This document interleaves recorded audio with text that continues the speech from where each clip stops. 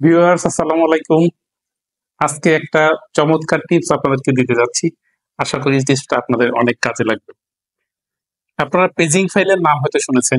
Paging file hard ডিস্কের এমন একটা এরিয়াকে নির্দেশ করে যেই জায়গাটাকে উইন্ডোজ তাকে র্যামের মতো করে ব্যবহার করে। র্যামের মতো করে মানে র্যান্ডম অ্যাক্সেস মেমোরি।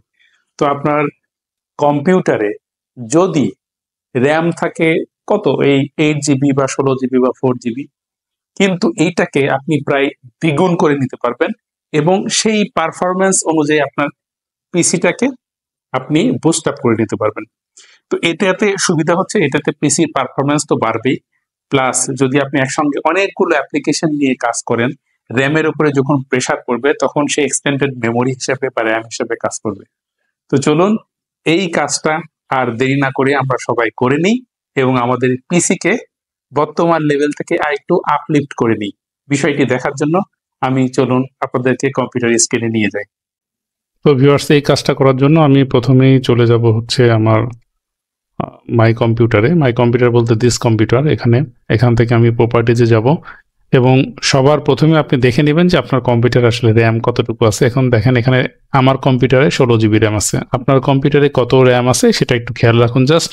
এরপরে আমরা চলে যাব অ্যাডভান্স সিস্টেম সেটিংসে।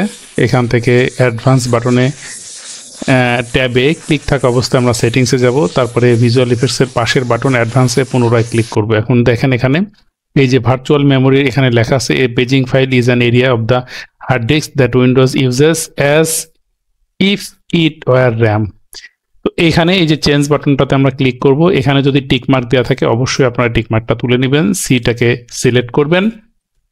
কাস্টম সাইজ এই রেডিও বাটনে ক্লিক করে ইনিশিয়াল সাইজ এখানে কোনটা দিবেন, যেটা এখানে রেকমেন্ডেড সাইজটা দেওয়া আছে 2928 MB, এবং ম্যাক্সিমাম সাইজের জায়গায় কিভাবে হিসাব করবেন সেটা আপনাকে আমি বলে দিচ্ছি।